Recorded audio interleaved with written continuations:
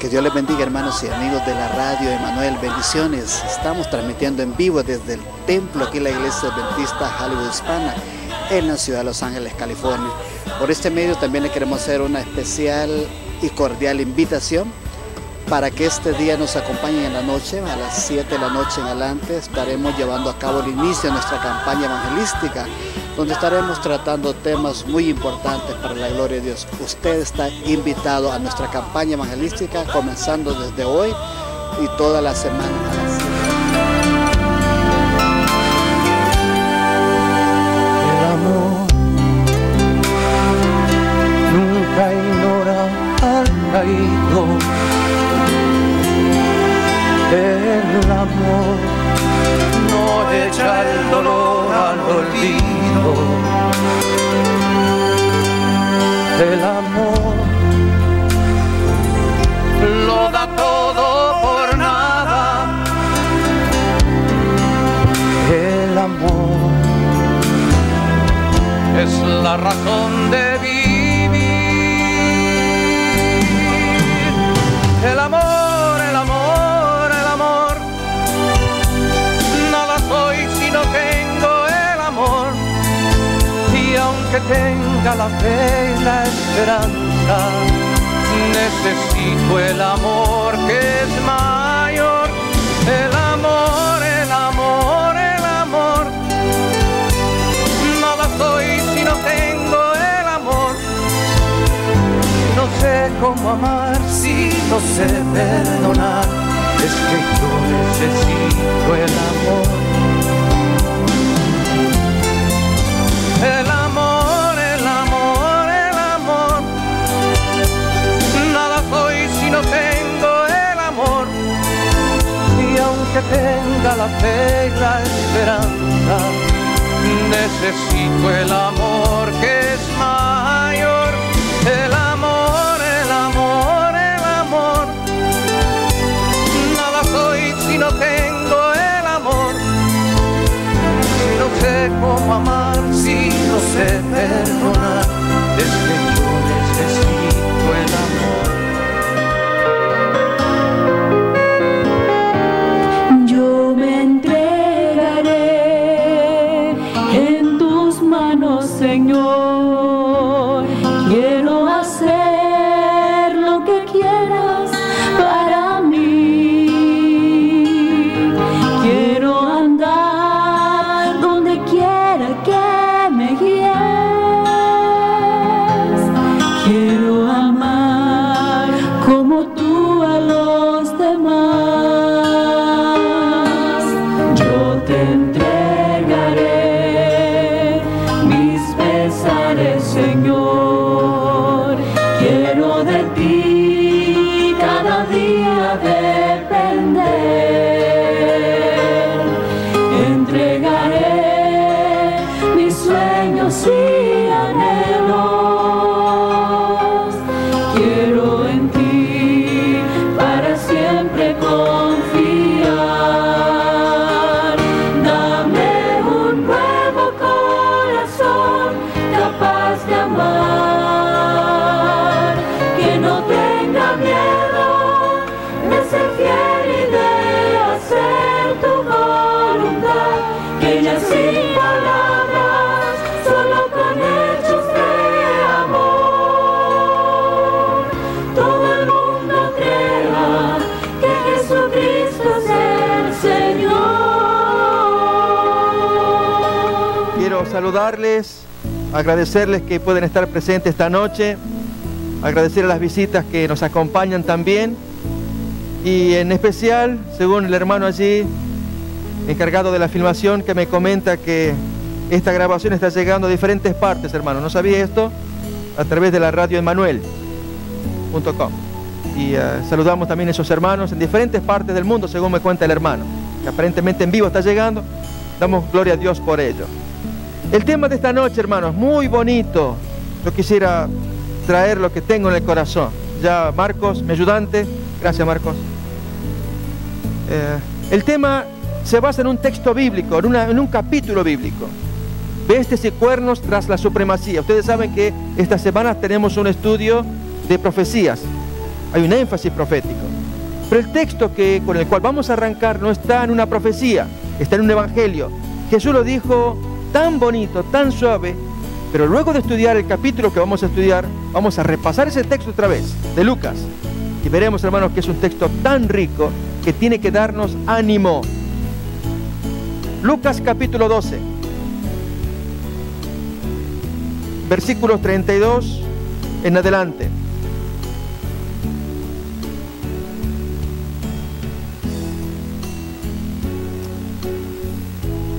No temáis, manada pequeña, porque a vuestro Padre le ha placido daros el reino. En consecuencia, vended lo que poseéis y dad limosna. Haceos bolsas que no se envejezcan, tesoros en los cielos que no se agoten, donde el ladrón no llega ni polilla destruye. Porque donde está vuestro tesoro, allí también le acompaña el corazón. Manada pequeña, no teman. Hace, hermanos, unos días atrás estuve parando en un domicilio, dando una conferencia similar a esta. El hermano y la familia muy amables, hace cosa de 2 semanas atrás, pero con una tristeza de parte de ellos y también mía. Me cuentan que ellos están perdiendo la casa y que van a hacer una situación tal donde el banco, ustedes saben, todo este sistema tan triste y penoso, y hasta diríamos perverso, según escuchamos la exposición de Salvucci la noche o la tarde del domingo acerca de la autoridad política mundial. Si alguien recuerda el tema de la deuda privada, la deuda pública, si alguien se acuerda de ese video, está muy bonito, por el cual mucha gente es perjudicada y tantas personas que ignoran qué van a hacer. Quisieran llevar una vida normal, tranquila, pero si no tienen dónde recostar su cabeza, decía Jesús. En algunos casos, cuando no alcanza el dinero, se pierde el trabajo. Y Jesús, que entonces nos dice: hijo, no temas, manada pequeña, no temas, yo tengo un plan para ti, te voy a dar un reino. Cuando se oye hablar, hermanos, como ocurre en México, en Ciudad Juárez o ciudades parecidas, que hay tanta violencia, jovencitas de 18 a 20 y tantos años que aparecen muertas, criminales del narcotráfico que degüellan gente, hasta policías temen, renuncian en masa para poder servir a la comunidad por el miedo y el terror que esta gente impone. El punto es, ¿a dónde llega nuestra sociedad? ¿Qué sociedad tendremos para vivir? Y Jesús nos dice otra vez: hijo mío, manada pequeña, no temas, yo tengo un reino para ti, donde tendrás tu propia casa, la polilla, el orín no rompe, el ladrón no llega, el banco no te lo va a desposeer. Las calles serán tan agradables que no hay delincuentes, pues verás animales feroces como el león, el cabrito, que están paseando juntos. Pero hijo mío, ten confianza, yo te voy a dar un reino, pero después que pase la historia de los reinos. Y este es el tema de hoy, hermanos. Hoy vamos a ver Daniel capítulo 7. Vamos a mirar. Y acuérdense, hermanos, que el resumen de Daniel 7, es Lucas capítulo 12. Todos los reinos peleando por poder, y haremos descripciones de algunos de ellos. Pero finalmente gana Jesús su reino y te lo da a ti. Manada pequeña, no te preocupes, yo te voy a mostrar la historia de esos reinos, pero a ti te voy a dar tu parte, el reino será tuyo. Ellos lo pelearon, finalmente te lo doy a ti. Vamos, hermanos, a mirar las diapositivas de Daniel capítulo 7. Es profecía e historia. Aquí estamos leyendo medio siglo después de la revelación de la estatua de Nabucodonosor. Daniel tiene un sueño. Capítulo 7, este es el año 553. ¿Qué dice el texto, hermanos? Y hay momentos en que leeremos la Biblia también, pero aquí tenemos el texto opuesto. Estaba mirando en mi visión de la noche, y aquí que los 4 vientos del cielo agitaban el mar, y 4 grandes bestias diferentes, la una de la otra, subían del mar. Vamos a abrir, hermanos, Daniel capítulo 7, por lo menos hasta el versículo 18, cuando aparece el 5.º reino, todos los reinos peleándose. Y finalmente, hermanos, ganamos nosotros. Yo les invito a que razonemos. Un gobierno, otro gobierno y otro. Hace unas horas, días atrás, les comenté de una amenaza de guerra que hay entre Irán e Israel. En una noticia por allí que en el internet se puede mirar, una amenaza de una tercera guerra mundial que se está preparando entre China y Rusia. Hermanos, o hay gente que quiere alarmar y ponernos, o hay algo de cierto, yo no sé. Lo que sí sé es una cosa, hermanos, que aquí amenazan, se pelean entre ellos y el reino Dios te lo da a ti. Ellos pelean por el reino y lo ganamos nosotros. De eso trata Daniel 7. A ver, miremos, hermano. Capítulo 7, hemos leído aquí los tres versículos. Versículo 4. La primera bestia era como león. Todo esto, hermanos, lo vamos a mirar en diapositivas en un momento más. Pero leamos el texto. Y tenía alas de águila. Yo estaba mirando hasta que sus alas fueron arrancadas y fue levantado del suelo y se puso enhiesta o parada sobre los pies a manera de hombre y le fue dado corazón de hombre. He aquí otra segunda bestia, semejante a un oso, la cual se alzaba de un costado más que del otro y tenía en su boca 3 costillas entre los dientes y le fue dicho así: levántate, devora mucha carne. Después de esto miré y aquí otra bestia, semejante a un leopardo con 4 alas de ave en sus espaldas. Tenía también esta bestia 4 cabezas y le fue dado dominio. Después de esto miraba yo en las visiones de la noche y aquí la cuarta bestia. Noten que van siendo enumeradas. Espantosa y terrible, en gran manera fuerte, la cual tenía unos dientes grandes de hierro. Devoraba y desmenuzaba y las sobras hollaba con sus pies. Y era muy diferente de todas las bestias que vi antes de ella y tenía 10 cuernos. Mientras yo contemplaba los cuernos, he aquí que otro cuerno pequeño salía entre ellos y delante de él fueron arrancados 3 cuernos de los primeros. Y aquí que este cuerno, llamaríamos el 11º, tenía ojos como de hombre y una boca que hablaba grandes cosas. Estuve mirando hasta que fueron puestos tronos y viene el 5.º reino, el del Señor Jesús. Y se sentó un anciano de días cuyo vestido era blanco como la nieve y el pelo de su cabeza como lana limpia. Su trono llama de fuego y las ruedas del mismo fuego ardiente. Un río de fuego procedía y salía de delante de él. Millares de millares le servían y millones de millones asistían delante de él. El juez se sentó y los libros fueron abiertos. Yo entonces miraba, su mirada desciende a la tierra ahora. A causa del sonido de las grandes palabras que hablaba el cuerno, miraba hasta que mataron a la bestia. Y su cuerpo fue destrozado y entregado para ser quemado en el fuego. Habían también quitado a las otras bestias su dominio, pero les había sido prolongada la vida hasta cierto tiempo. Y nuevamente la vista se va hacia arriba, hacia el cielo. Miraba yo en la visión de la noche y aquí que con las nubes del cielo venía uno como un hijo de hombre, que vino hasta el anciano de días y le hicieron acercarse delante de él. Y le fue dado dominio, gloria y reino para que todos los pueblos, naciones y lenguas le sirvieran. Su dominio es dominio eterno que nunca pasará y su reino uno que no será destruido. Se me turbó el espíritu a mí, Daniel, en medio de mi cuerpo, y las visiones de mi cabeza me asombraron. Me acerqué a uno de los que asistían y le pregunté la verdad acerca de todo esto. Y me habló y me hizo conocer la interpretación de las cosas. Estas 4 grandes bestias son 4 reyes que se levantarán en la tierra. Después, el 5.º rey o 5.º reino recibirán el reino los santos del Altísimo. ¿Recuerdan el texto, hermanos, de Lucas capítulo 12? No temáis, manada pequeña, que Dios te va a dar el reino. Ellos pelearon para que finalmente ganemos nosotros. Recibirán el reino los santos del Altísimo y poseerán el reino hasta el siglo, eternamente y para siempre. Y luego entonces de allí hasta el final una descripción más detallada acerca de la 4ª bestia. Muy interesante, por cierto. Vamos, hermanos, entonces a mirar las imágenes para graficar lo que vamos a estudiar. Aquí tenemos algo curioso, hermanos. Vamos a ver en esta lección de hoy la unidad y paralelo que hay entre Daniel capítulo 2 y el capítulo 7. Van paralelos. En un momento más se van a ver esas imágenes. Pero hay aquí, hermanos, que le acompaña el capítulo 8.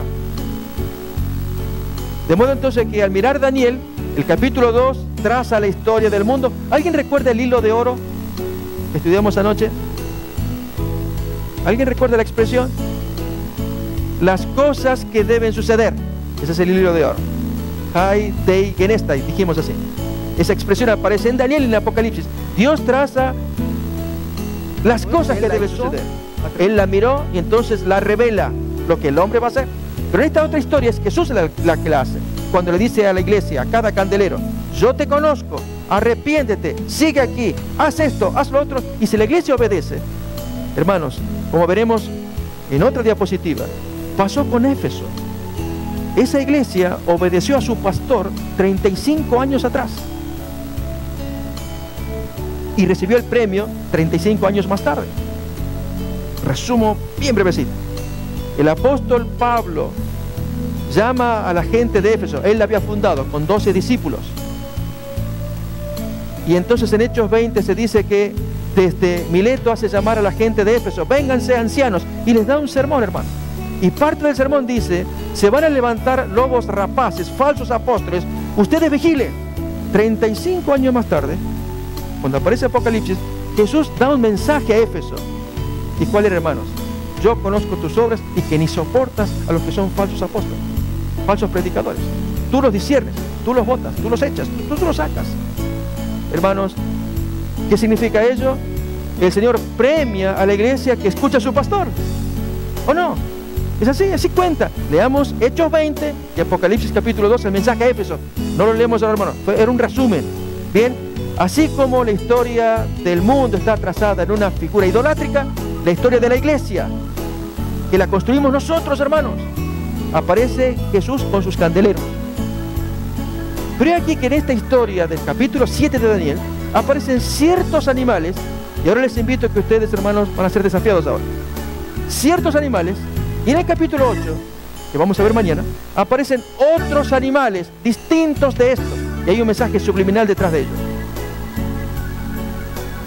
Hermanos, si en el capítulo 7 aparece el león primero, luego el oso abajo, el leopardo allí arriba a la derecha y el monstruo horrible, no se le da nombre, indescriptible con 10 cuernos, son los principales 4 reinos, luego un 11º cuerno arriba. Pero en el capítulo 8 de Daniel aparecen otro tipo de animales. Aparece un chivo, aparece un carnero, aparece un cuerno que trabaja, pareciera como que hay un animal invisible, el cuerno es el que se mueve. Y hay un mensaje subliminal. La pregunta es, ¿en qué se diferencian estos animales de los animales del capítulo 8? Por lo menos chivo y carnero. ¿Alguien se imagina? ¿Alguien supone? Tal mensaje subliminal que Guillermo Miller, el gran precursor que estudió estas cosas, las predicó, Dios lo guió. Recordemos Apocalipsis capítulo 10. Él llevó el movimiento hasta que culminó en un chasco predicho en Apocalipsis 10. Pero él no logró ver el mensaje subliminal de Daniel capítulo 8, es decir, la naturaleza de las otras bestias, chivo y carnero, que si lo hubiera visto, hermanos, tal vez no hubiera habido chasco. La pregunta otra vez queda en pie. Estos son 4 animales que describen reinos. Los del capítulo 8, hoy no miramos, veremos mañana, describen al chivo y carnero, que también son reinos, que están aquí representados, algunos de ellos. ¿Cuál es la diferencia entre estos animales y los del capítulo 8? Proverbios capítulo 28, versículo 15. ¿Qué nos dice la palabra de Dios acerca de este tipo de animales? Muy distinto de los tipos de animales del capítulo 8 de Daniel. Si alguien se anima a dar una respuesta, hable nomás. Muy bien, la hermana ya va bien orientada. Son feroces, salvajes. Los otros no. Son animales, el carnero de hecho no lo es. El chivo es, pero hermano, no es feroz, que mata. Bien, ya estamos orientados. Y entonces, ¿qué más nos dice esa diferencia?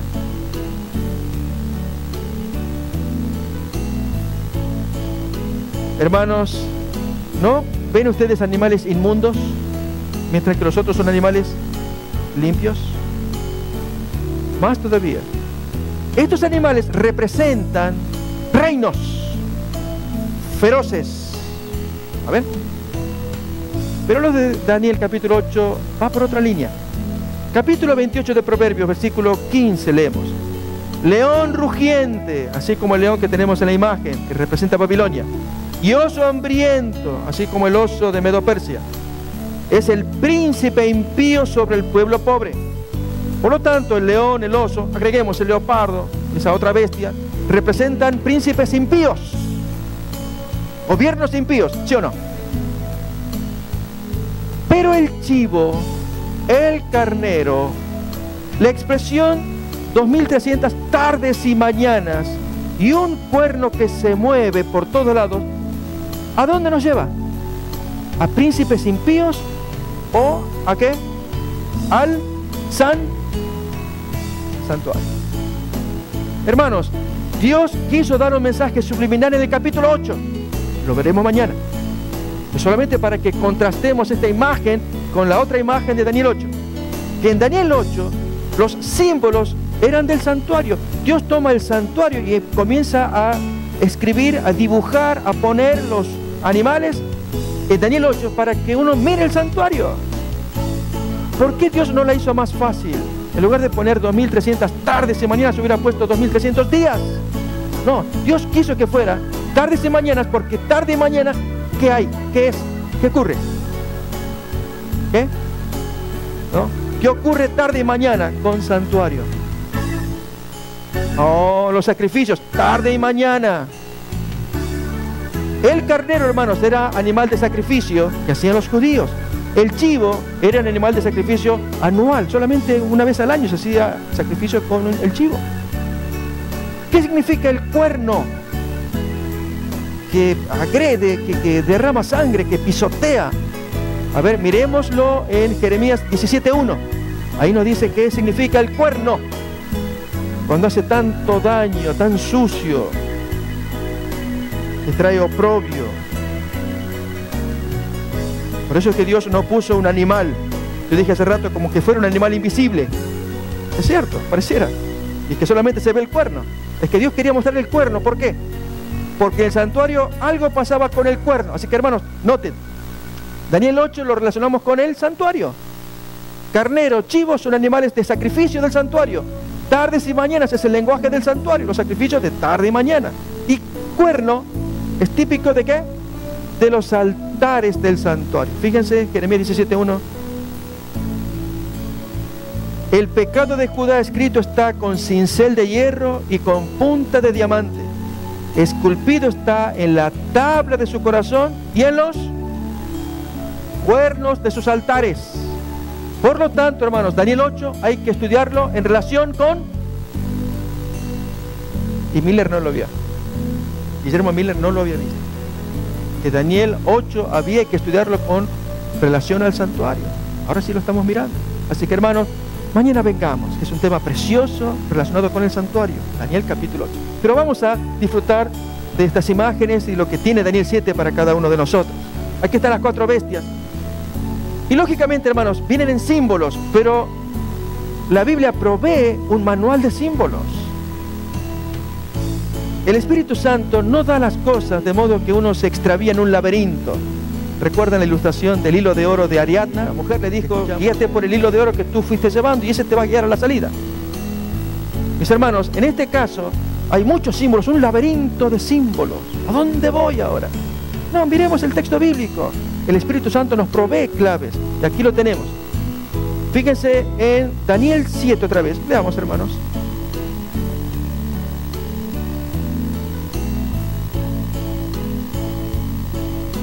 Daniel 7.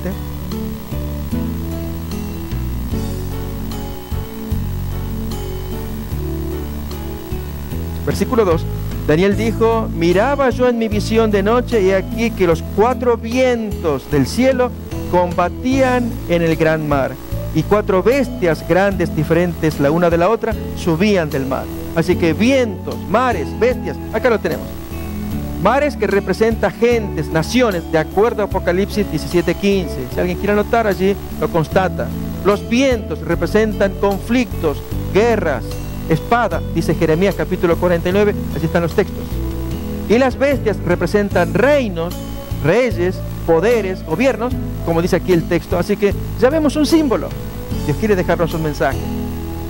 Analicemos las bestias entonces. Acá tenemos la primera. Era como un león, tenía alas de águila, significa que vuela rápidamente. Mientras yo miraba, hermanos, Dios, qué interesante lo que quiere señalar de este animal, de ese poder, cómo puede resumir a Babilonia. con poquitas palabras. Y si bien aquí, hermanos, lo pone como un león y con alas, lo que importa, hermanos, qué bonito. Mientras yo miraba, sus alas fueron arrancadas y fue levantada del suelo y se puso enhiesta o parada sobre las patas a manera de hombre y le fue dado corazón de hombre. Eso dice el texto. Miren la paradoja, hermanos. Era una bestia y ahora se transforma en hombre. ¿A quién representa? A Nabucodonosor. Curiosamente, hermanos, la paradoja es al revés. Nabucodonosor era un hombre, pero tan soberbio, tan criminal, que Dios tuvo que convertirlo en bestia. Pero Dios sabe cómo hace acá, y cuando Él recupera la razón, después de esos 7 años de locura, el hombre entonces vuelve en sí. Yo recomendaría, hermanos, que hiciéramos un estudio del capítulo 4 de Daniel, de la locura de Nabucodonosor. Allí aparece un principio que es universal. Primero, uno, el texto dice los vigilantes. Hermanos, nos están filmando. Además de mi hermano que está allá arriba y que lo manda a los hermanos en otras partes, de otros lados. Más importante es que te filman los vigilantes. ¿Quiénes son esos vigilantes? Daniel 4. ¿Quiénes son? Hermanos, cuando uno observa en el juicio de Apocalipsis capítulo 4 y 5, el Señor, los 4 seres vivientes y los 24 ancianos, y Apocalipsis, especialmente en la segunda parte, con frecuencia aparece esa expresión, que ahí está el liderato universal. Dios a la cabeza, pero Él tiene su gente, sus criaturas inmediatas, que reciben sus órdenes y las llevan a cabo. Los 4 seres vivientes y los 24 ancianos, los vigilantes. Hermanos, que nos observan.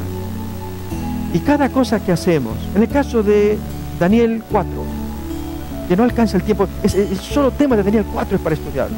Y dije hace rato, hermanos, para sacar lecciones morales, espirituales, para la vida diaria. La soberbia de Nabucodonosor. Hay veces, hermanos, que disfruto cuando ando aquí en Los Ángeles y llevo a mi familia. Mi esposa suele mirar y ver la belleza, especialmente en las noches, las luces, el paisaje, por el Freeway 110, y uno mira allí el downtown de Los Ángeles y la belleza arquitectónica, cuántos edificios altos y cuántas cosas. A Nabucodonosor le pasó que mirando la gloria de todo su poderío, esta es la Babilonia que yo edifiqué para mi honor, para mi gloria. Y hermanos, se le había advertido, 12 años pasaron, un año completo, y él no cambió. Y cuando pronuncia esas palabras detestables para Dios, porque hermanos, queremos andar bien con Dios, acuérdense del texto de Lucas capítulo 17. ¿Lo leemos, hermanos? Sucede exactamente al revés de lo que hizo Nabucodonosor. No se ofenda a nadie de lo que está aquí presente si al leer Lucas 17 llega a ver distinto y hasta opuesto el servicio que usted presta en la iglesia. Tengo mi querido cuñado. Él se bautizó como hace 25 años atrás. Él ama a mi hermana, llevan un muy lindo matrimonio. Yo me gocé el día en que él se bautizó, aunque lo vi prematuro. El pastor confió y lo llevó al bautismo. No obstante, hermanos, algo pasó en la iglesia. Los hermanos allí pues estaban dando las menciones por la construcción que se había hecho en la iglesia. Y el hermano fulano, gracias por la mampostería. El hermano sutano por las aberturas. El hermano, porque así es como edificamos esta iglesia. Y las menciones iban y venían. Y mi cuñado, que había puesto los vidrios, el vidriero, ni una palabra, se olvidaron. Hacía poco se había bautizado. Y ofendido me dice, ¿esta es la iglesia, tu iglesia? Acá se aplauden entre ellos, como yo no soy de la élite, no soy del grupo, de la crema de ellos, yo soy trabajador. Se ofendió, hermanos, y dejó la iglesia hace 25 años, hasta el día de hoy. Y es buena persona. Él no conocía el texto, hermanos, y a veces podemos no conocerlo, porque nos puede pasar lo mismo a nosotros. ¿Cuál es? Dios nos dice, tú eres un siervo inútil. Inútil. Yo puse los vidrios, yo puse la mampostería y me llaman inútil. Oh, hermanos, qué opuesto al espíritu de Nabucodonosor, que él se veía con todo el poderío que había hecho. Miremos, capítulo 17 de Lucas, versículo 7. ¿Quién de vosotros, teniendo un siervo que ara o apacienta ganado, al volver el del campo, luego le dice, pasa, siéntate a la mesa? ¿No le dice más bien, mira, prepárame la cena, cíñete sírveme hasta que yo haya comido y bebido, y después de esto, come y bebe tú. ¿Y acaso da gracias al siervo porque hizo lo que se le había mandado? Yo pienso que no. O sea, viene cansado ese siervo o ese criado de trabajar en el campo, y luego cuando llega el patrón, ok, ya hiciste, sí, okay, mira, prepárame la cena, y ya después, porque mi familia y el siervo trabaja aquí y allá, y luego que ya todos están satisfechos, si es que el amo le dice, ahora come tú, no, sí, amo, ya está todo listo, oh sí, ya, gracias. Incluso dice, ni le da las gracias. Versículo 10, así también vosotros, cuando hayáis hecho todo lo que os ha sido ordenado, decid, siervos inútiles somos, pues lo que debíamos hacer, eso hicimos. Pregunto, mi hermano, ¿te agrada esa expresión? Creo que ninguna. Bueno, Dios se expresa de esa manera. Jesús nos enseña. Tenemos que ser muy humildes. Trabajar, y hermanos, sin decir gloria, gracias a mí. No se nos cruce ese mal pensamiento. Había que hacer lo que había que hacer. Nabucodonosor es exactamente al revés. Él quería el poderío. Y hermanos, Dios lo tuvo que humillar como animal 7 años. Y entonces aparece allí esta joya preciosa. El hombre que se recupera, parado sobre las patas a modo de hombre, y se le da un corazón de hombre. Se recuperó. Qué lección que aprendemos en Daniel capítulo 4. La primera bestia entonces, el león con alas de ala, representa a Babilonia, año 605 al 539 a.C. Hermanos, aquí hay un dibujo de Babilonia. La ciudad estaba muy bien amurallada y corría el río Éufrates allí subterráneo que le proveía todo el alimento. Por lo tanto, esta gente estaban tan seguros y confiados que no temían el asedio ni el ataque de ningún pueblo enemigo. Y sin embargo, el mismo río que los alimentaba los traicionó. ¿Qué ocurrió, hermanos?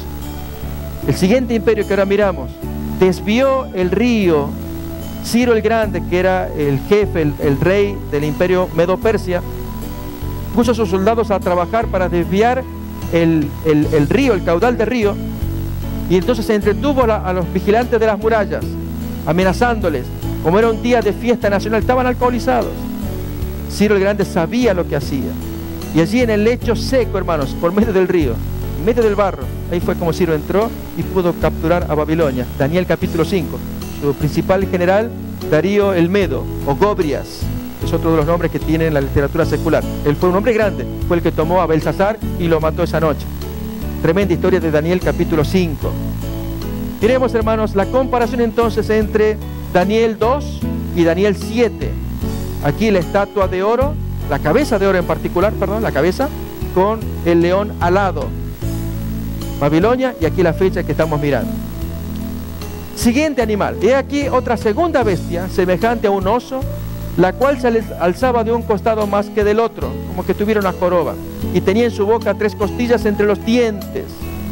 Esto que se alce de un lado más que del otro indica que era un reino compartido, medos y persas.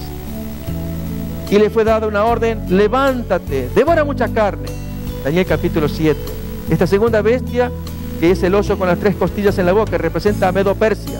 Estos son los años 539, el último día de Babilonia, hasta que se enfrentó con Alejandro Magno, 331.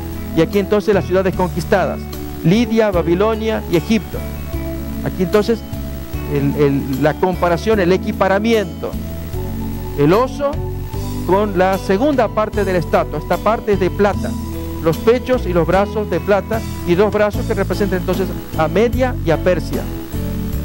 Fíjense, hermanos, en este mapa para tener un panorama de la amplitud del imperio medo-persa, pero el griego le va a ganar y el romano más. Aquí tenemos el imperio lidio, de Lidia, esa es una de las costillas. Aquí el imperio de Egipto, otra de las costillas, y aquí el imperio de Babilonia. Y esto es Median Empire, el imperio medio. Entonces, esto toma Babilonia, toma aquí y toma allá. Acá lo tenemos más claro: Lidia y Egipto, medo-persa. Cómo va creciendo ese imperio. Y las 3 costillas entonces: Lidia derrotada en el 547, Babilonia en la fecha que allí dice 539 y Egipto 525. Grandes poblaciones que Medo-Persia tomó. Pero aquí entonces que aparecía el siguiente imperio, el de Alejandro Magno. Después de esto miraba yo, y aquí que otra bestia, como un leopardo, que tenía en sus espaldas 4 alas de ave. Esta bestia también tenía 4 cabezas y le fue dado dominio. Aquí entonces el leopardo con las 4 alas y 4 cabezas. Al decir 4 alas es la velocidad. Si el león la primera vez tenía 2 alas, esta tiene 4. Lo hace rápidamente. Y 4 cabezas, los 4 generales que le sucedieron. Aquí la fecha 331 al 168. Gran rapidez y que se divide en 4 reinos. Breves historias, hermanos, anécdotas que quiero contar bien rápidas de Alejandro Magno. Él era un jovencito, adolescente. Su papá, Filipo, rey de Macedonia, norte de Grecia, lo humillaba. Este no me sirve. ¿Quién me va a heredar el reino? Y una de las provocaciones del padre era quién podía montar al feroz bucéfalo, un caballo salvaje, caballo negro. No había nadie. Y entonces, efectivamente, ni los generales. Y era un caballo codiciado porque se le veía fuerte, pero salvaje. Y Alejandro, adolescente, pues mirando el animal, ¿cuál era el secreto? ¿Qué tenía ese animal? Descubrió cuál era el problema. Porque, hermanos, era adolescente, pero un genio, a pesar de la humillación de su papá.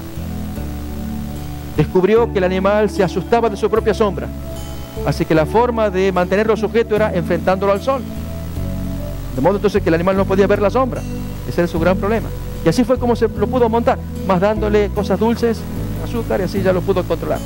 Hermanos, al poco tiempo, el único jovencito en medio de los generales que pudo montar a ese caballo indomable. Muere el padre, toma el reino. Hermanos, dio vuelta el mundo. En 10 años, él fue el dominador, menos de 10 años, el dominador del mundo. Un hombre imparable. Él murió a los 32 años. Su gran defecto, eran varios, pero uno de ellos que lo llevó a la tumba, y esto, hermanos, para los jovencitos, yo sé que pueden haber jóvenes acá presentes. Cuando uno no tiene autodominio, él era alcohólico. En una ocasión quiso mostrar que era fuerte y se tomó, o quiso tomar las 2 copas de Hércules. La primera copa traía 5 litros de vino y una sentada se lo mandó. La segunda no la pudo terminar, se intoxicó. En una fiesta en que estaban sus amigos celebrando con alcohol, el amigo íntimo, Alejandro, era homosexual, convivía con este joven. Pues lo amaba, se querían mucho como amigos y buenos soldados. Pero este alcohólico levanta la copa y yo salvé al emperador. Y los inmediatos a él, cállate, allí está enojado, está molesto. Es que yo lo salvé. Y todo el mundo tomando vino. En un momento, efectivamente, Alejandro se fastidia con su mejor amigo. Porque, claro, alcohólico. Y entonces, cuando otra vez levanta la copa y yo salvé al emperador, había sido cierto. Él era un héroe como Alejandro Magno. Alejandro, pues enojado, toma la lanza y se la tira con tal mala suerte que lo atraviesa. Alejandro entra en depresión, mató a su mejor amigo, alcoholizado. Hermanos, Dios permite estas historias tremendas. Tú siempre recuerdas, y tú vas a escuchar historias de Alejandro, de Ciro, de Nabucodonosor, aún de Nerón, que en un momento más quiero contar. Pero toda historia secular siempre recuerda esto. Dios permite que se amasijen entre ellos para darte el reino a ti. Ellos pretenden el reino. Hitler pretendió el reino y te lo da a ti. Si tú eres creyente, recuerda Lucas capítulo 12. Bien, hermanos, estamos entonces con Grecia. Estos son los años 331 al 168 en que entra entonces en escena el general romano, el grupo romano, y les cuento una anécdota también acerca de ello, contra Antíoco. Alejandro Magno destruye al imperio medo-persa en 3 batallas, Gránico, Iso y Arbela, en la última de las cuales pues destruyó completamente las flotas, fue una batalla naval allí contra el imperio medo-persa. Y hermanos, fíjense acá, esta es la extensión. Si aquí estamos en Grecia, noten acá, recuerdan Lidia, ahora ya tiene otros nombres, con el paso del tiempo va cambiando. Egipto, aquí era Babilonia, aquí Medo-Persia, fíjense acá está el nombre, y aquí estamos. Estos son los bordes de la India. Cada vez abarcaba más, en menos de 10 años. Dueño del mundo conocido hasta ese tiempo. Las 4 cabezas son los 4 generales, Casandro, Lisímaco, todos los podemos olvidar, pero no estos tratemos de recordar. Seleuco y Ptolomeo son los reyes del norte y del sur, de Daniel capítulo 11.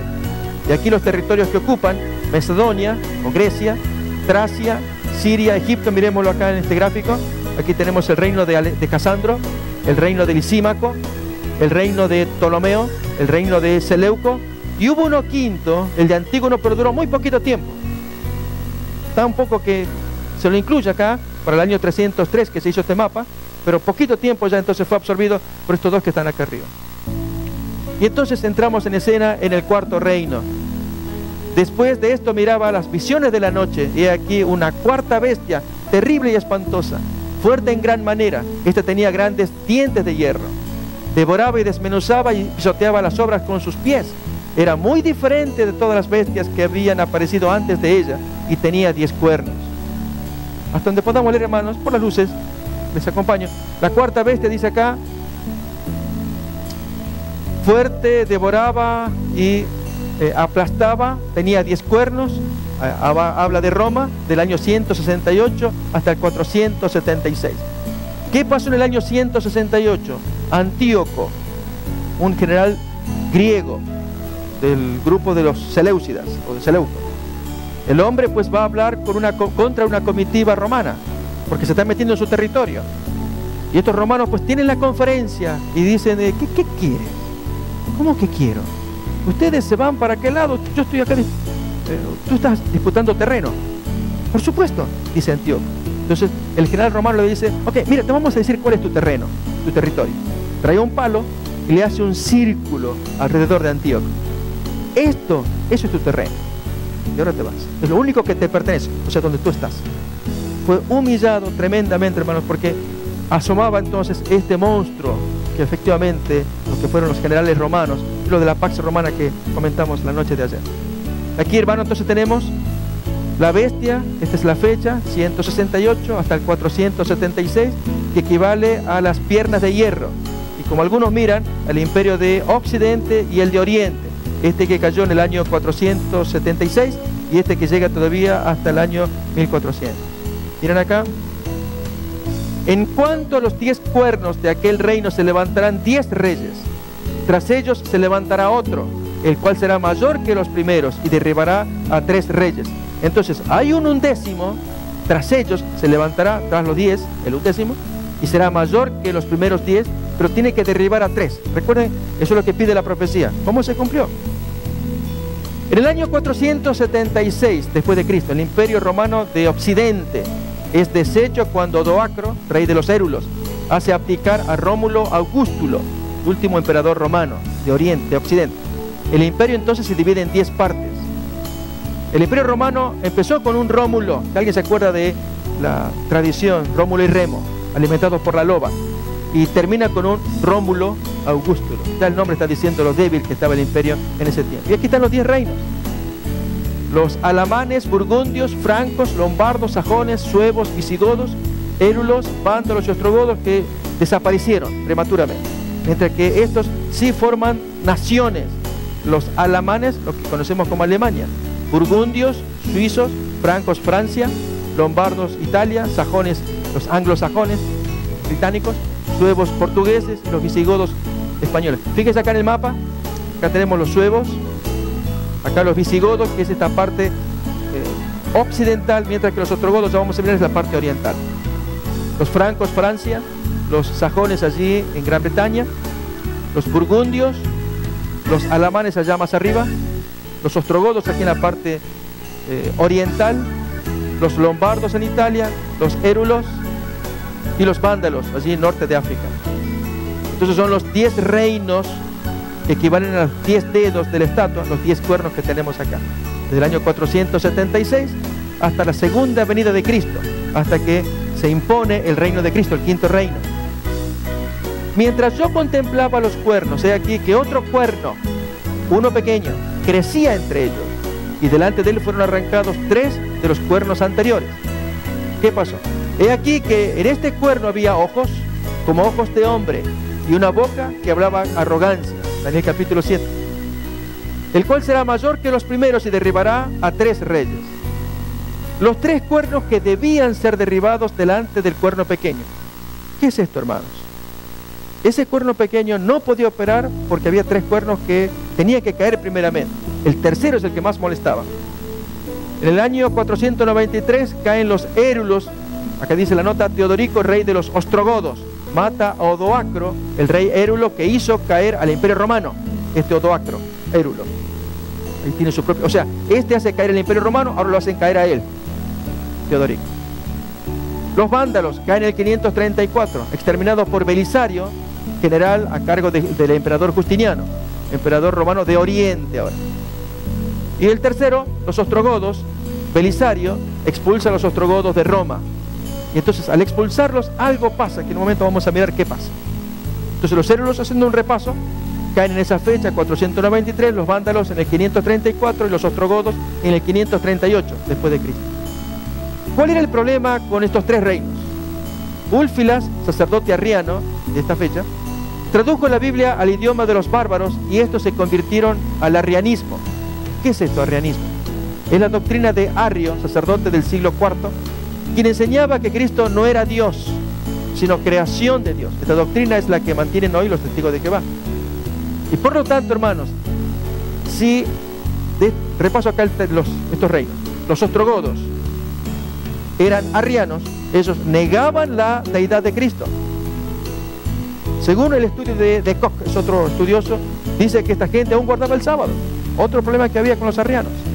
Lo que importa acá, hermanos, es que estos ostrogodos niegan la deidad de Jesús. La pregunta es, ¿en qué sentido molesta a Roma? ¿En qué sentido molesta el cuerno pequeño? ¿Alguien sabe? ¿Se imagina por qué? Hermanos, aparece el 11º cuerno diciendo, aquí está la autoridad que recibo de Dios a través de el ungimiento, las llaves que Jesús le dio al primero, que es Pedro, y a través de Pedro a todos los descendientes, sucesores de la silla de Pedro. Entonces Dios le da a Pedro, o sea, el Hijo de Dios le da a Pedro las llaves, le da el poder. Pero aquí que estos arrianos, y el tercero en particular, niega ello. ¿Quién le da a Pedro? El Hijo de Dios. No lo reconocemos como tal. Por lo tanto, no había autoridad de Pedro, no había autoridad de sucesores. Los sucesores no tenían tal poder. Había que sacar de en medio a quienes negaban que las llaves procedían de Dios. ¿Se capta? Por lo tanto, hermanos, esta gente debía salir, y así fue como los ostrogodos, en ese año cuando se van, son expulsados. Entra entonces en vigor una carta que 5 años atrás el emperador había dado a ese 11º cuerno para que castigara a todos los opositores. Ahora vamos a mirar. Por eso hacía falta que cayeran los 3 cuernos, el tercero en particular, que revela la historia del seno de las ruinas del Imperio Romano. Surgió gradualmente un nuevo orden de naciones, cuyo punto central ahora era la Santa Sede. Por lo tanto, resultó una formación política no solamente nueva, sino inevitablemente diferente de la anterior. Entonces el cuerno pequeño, miramos acá, surge de la bestia de Roma, entre los 10 cuernos, es decir, naciones europeas, y derriba 3. Tiene ojos, esto es astucia, y una boca que habla blasfemias contra Dios. Esto ya lo va a decir Apocalipsis capítulo 3. Mirando con más detalles, hermanos, identificando al cuerno pequeño.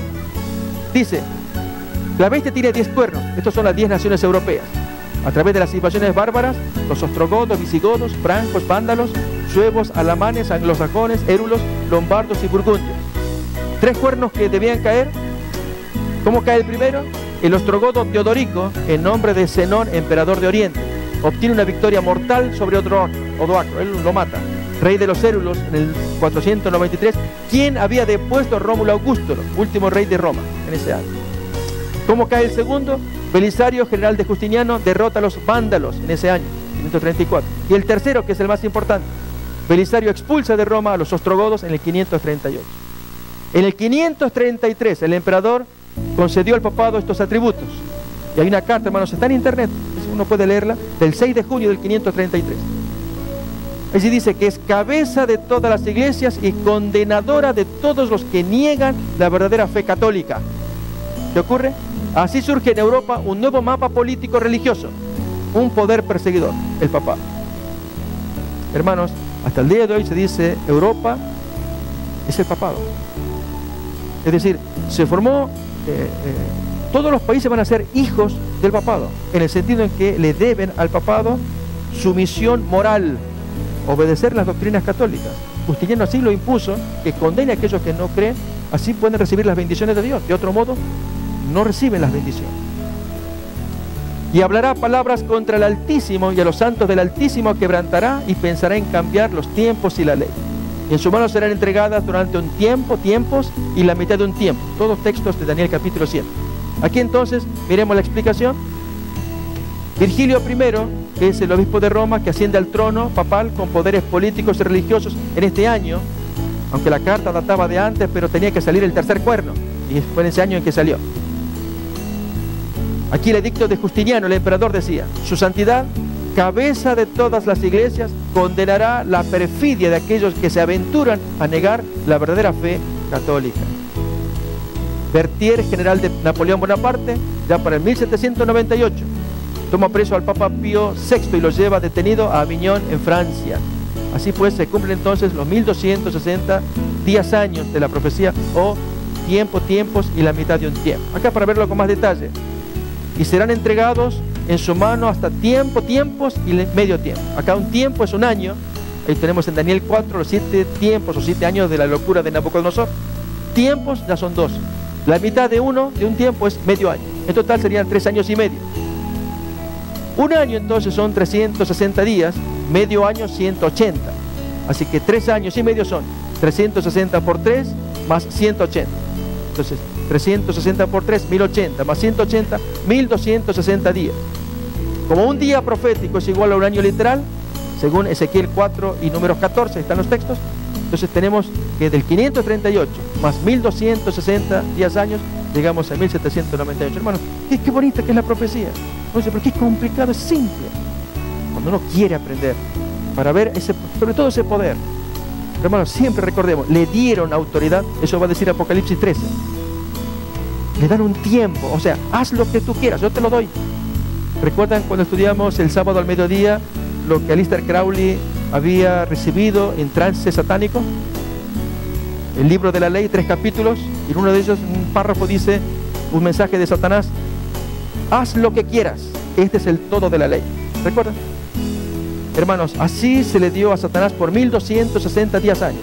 Esto aparece en Apocalipsis 13. Se le dio autoridad, haz lo que quieras, tienes tu tiempo. Y hermanos, el Señor se lo concedió para que muestre al universo entero quién es ese poder que ahora resurge reclamando autoridad política mundial. Y hermanos, si ya pasó y no cambió esa pretensión de infalibilidad, ¿qué nos espera en el futuro? Por eso es que Dios ama a su pueblo y quiere que su pueblo predique el mensaje del tercer ángel. Pero estas son las bases, tenemos que entenderlo. Y pensar en cambiar los tiempos y la ley. Qué horrible, hermanos, fijémonos esta expresión, este dibujo. El pueblo estaba gozoso porque habían recuperado el arca de los 10 mandamientos. Ponen el arca en un carro, va en dirección allí a donde el rey David. Y mientras el carro, tirado por animales, la carreta, va llevando el arca con los 10 mandamientos, el sacerdote Usa, viendo que, cuidado, hay un bache, allí el carro se mueve, la carreta. Y entonces Usa va a colaborar y sostiene el arca. ¿Y qué pasó? ¿Recordamos qué pasó? Murió fulminado por Dios. Pero si él quiso ayudar, ¿qué pasó? Hermanos, en el libro de Éxodo se nos dice cómo se debía llevar el arca. Y no era tirado por carretas, era por varas puestas en los costados del cofre y así llevarlo en andas, con unos palos puestos a los costados. Pero aquí que Usa o lo olvidó o no le dio importancia y entonces quiso sostenerla, quiso tocar la ley, hermanos, así le cayó. Miren aquellos que tocan la ley de Dios. ¿Sacamos la lección? Es lo que Dios quiere enseñar. Tan grave es. La acción del cuerno pequeño en Daniel 7, miremos, tenía ojos y boca que hablaba grandes cosas, palabras contra el Altísimo, intentará cambiar los tiempos y la ley. Bien, acá la explicación, títulos y prerrogativas divinos, cambio de la ley de Dios, el segundo y cuarto mandamientos y de los principios de la palabra de Dios. Parecía más grande que sus compañeros, era diferente. El poder político y religioso, unión de iglesia y Estado, ese es el nuevo mapa de Europa. Antes eran las naciones, ahora hay un poder religioso que abarca las naciones. Hacía guerra contra los santos y los vencía. El texto dice que los quebrantará. Fue cuando se produjo la persecución y la ejecución de los llamados herejes durante el oficio de la Inquisición, hasta que vino el anciano de días y se dio el juicio a los santos. Pasaría tiempos y la mitad de un tiempo. Le quitarán su dominio, será destruido y arruinado. Pues entonces 1260 años de supremacía papal en Europa, aquí en la fecha, recuperación desde 1801, el concordato que ya vamos a estudiar en la semana, con Napoleón y el papado, y 1929, hasta la segunda venida de Cristo. Llegó el tiempo y los santos recibieron el reino eterno. ¿Cuándo es? En ocasión del retorno de Jesús. ¿Quién puede atreverse a cambiar la ley? Y hermanos, aquí la cita del pastor de Éfeso, años 60 aproximadamente. Tened cuidado por vosotros mismos y por todo el rebaño sobre el cual el Espíritu Santo os ha puesto como obispos, para pastorear la iglesia del Señor, la cual adquirió para sí mediante su propia sangre. Porque yo sé que después de mi partida entrarán en medio de vosotros lobos rapaces, que no perdonarán la vida al rebaño. Y entre vosotros mismos se levantarán hombres que hablarán cosas perversas para descarriar a los discípulos tras ellos. En Hechos 20, el mensaje a Éfeso, a los ancianos de Éfeso. Como se dijo hace rato, el mensaje de Apocalipsis a la primera iglesia, Jesús felicita la reacción de los hermanos de la iglesia, cómo obedeció este consejo de su pastor, el pastor Pablo. En el intervalo de los días de los apóstoles y la conversión de Constantino, esto es, estamos hablando del siglo II, siglo III, ritos y ceremonias de los cuales ni Pedro ni Pablo nunca oyeron, silenciosamente se convirtieron en práctica y entonces se pretendió que eran de institución divina, dice este libro, Iglesia Primitiva. Daniel predijo el cambio y la iglesia lo admite. No importa cuánto lo busque, la Biblia no autoriza en ningún lugar la santificación del domingo. Y esto el cardenal Gibbons, en su libro La fe de nuestros padres, dice esta parte, él dice así: las escrituras exigen la observancia del sábado. Hermanos, ellos mismos lo reconocen. Y viene la parte que nos gusta. Esta es la parte más importante, hermanos, de Daniel 7. Nunca olvidemos. Uno puede ver las bestias, pero ver al Señor que ahora entra en escena y va a poner orden en los archivos, en los libros, en los files donde aparecen allí los nombres de cada habitante del cielo y ver cómo está su condición. El anciano de días, Dios Padre, preside el tribunal asistido por los ángeles, la apertura de los libros. Aparece Jesús en el juicio de los santos. Él viene en las nubes, se presenta ante el Padre. Este es el error que cometieron los mileristas, cuando mirando la expresión que Él venía en las nubes, creyeron que en Daniel 7 Jesús venía a la tierra para la segunda venida. No, va a las nubes, al Padre, para recibir dominio, gloria, reino y la facultad de hacer juicio. Y allí es cuando Él realiza el juicio en favor de los santos. Terminado el juicio, el reino eterno de Dios es entregado a los santos. Hermanos, miren la plataforma de gobierno de Jesús: yo soy el camino, la verdad y la vida. Satanás que nos dice: Él es mentiroso, padre de mentira. ¿Cuál es el mensaje que Jesús nos da? Obedézcanme. Si ustedes me aman, guarden mis mandamientos. Hermanos, quisiera cerrar diciendo dos cositas. Una, en cierta ocasión un anciano llamó a un pastor para que predicara en una iglesia. Pastor, tenemos un problema en nuestra iglesia y es el tema de las faldas. Las hermanas, usted sabe, son jóvenes y algunas no tan jóvenes. ¿Cómo andan con sus faldas y que si subidas, ajustadas, sus escotes? Y pastor, si usted... Sí, hermano, también agradezco la invitación. Y el predicador fue al sermón, a la iglesia. Y él predicó Juan capítulo 15, la parábola de la vid, de los pámpanos y los frutos. Que si no permanecéis adheridos a la vid, no produciréis los frutos. El tema era tan bonito, hermanos, hablando de la vid que es Cristo y nosotros adheridos a Jesús para que produzcamos los frutos. Que terminó el sermón, bonito, y el pastor a la salida saludando, se le acerca a este anciano y le dice: pastor, ¿qué pasó? ¿Cómo, hermano? Pastor, ¿qué pasó? Yo le pedimos que predicara sobre el tema de las faldas, las hermanas. ¿Y usted qué predicó?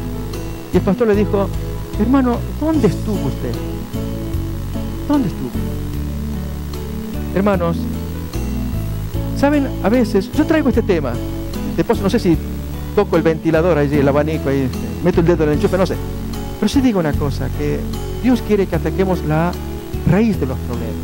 Muchas veces vamos por los frutos. Que si la hermana se pinta, que si el hermano escucha la música, que si los jovencitos, esos son frutos, hermano. La raíz es esto que estamos mirando acá. Si ustedes me aman, entonces guarden los mandamientos. La parábola de la vid de Juan 15 apuntaba a ello. Cuando uno está adherido a Jesús, hermanos, entra savia que te limpia, te oxigena, te cambia, te renueva, te transforma. Y entonces aparecen los frutos que uno tanto anhela. Todos queremos frutos, claro que sí. Que si la hermana y su ropa, que si el joven y la música, que si aquellos dirigentes que son chismosos, lo que fuera, hermano, son frutos. El encuentro con Jesús, todo lo necesitamos. Entonces, yo dije que esta semana tendríamos encuentros cristocéntricos. Y ese es el motivo por el cual comento, hermanos, que este es el juego de materiales que aquí ustedes lo pueden ver. Especialmente aquí, sermones cristocéntricos, los 9 sermones que están acá. Más otros materiales. Yo animaría que por lo menos lo puedan conocer. Están en internet algunos de ellos, para que escuchen. Cómo aprecio ese pastor que dijo lo que dijo. Hermano, ¿dónde estuviste? Hermanos, sermones cristocéntricos, mensajes que exalten a Jesús. Él es nuestro Salvador.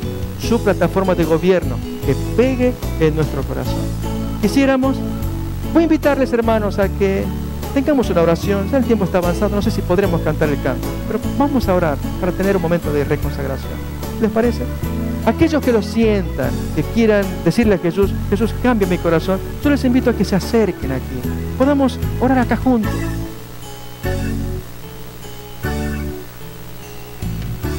Hagamos un plan, hermanos. Dejemos que Jesús gobierne en nuestro corazón. Todo lo necesitamos. Un cambio de corazón. Los frutos ya van a venir. Primero hay que sanear el árbol. El fruto aparece después. Por un árbol maleado, ya Jesús lo había dicho, no puede la zarza producir higos, no puede el abrojo producir uvas. Hermanos, si es abrojo, si es zarza, producirá zarza. Y si miramos la zarza, ¿qué le pasa a la zarza? Conviértela en higo, en higuera, conviértela en vid, para que entonces produzca el rico fruto. Hay que sanear el árbol de nuestro corazón. Arrodillémonos, hermanos. Vamos a orar.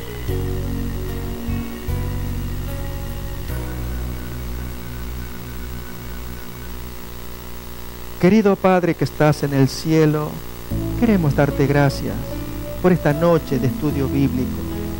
Gracias, Señor, porque tú nos prometiste, manada pequeña, que el Señor le ha placido daros el reino. Que no temamos, que confiemos en el Señor, pero especialmente obedezcamos esta última orden. Si me amáis, entonces guardad mis mandamientos.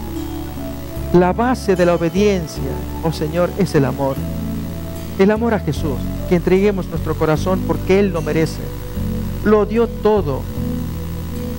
Bajó del cielo para derramar su amor en medio de nosotros, hasta derramar su última gota de sangre, pues salía agua después de ella, con el propósito de obtener nuestro amor, nuestra fidelidad, nuestra obediencia. Señor, tú nos estás preparando ese reino. Quieres de cada uno que entreguemos el corazón. Oh Dios, pedimos tu bendición y la unción del Espíritu Santo para cada uno de los que estamos aquí. Que así como los vigilantes observaban a Nabucodonosor y le trajeron la sentencia del Altísimo, así creemos que nos están filmando para pedirte, Señor, que te apiades y nos concedas misericordia, que perdones nuestros pecados, que nos des un nuevo corazón, que avives nuestra mente y que se anote en tus libros tu amor en nosotros y el poder del Espíritu que transforma el corazón. Ayúdanos, querido Padre. Lo pedimos y agradecemos en el nombre de Jesús. Amén.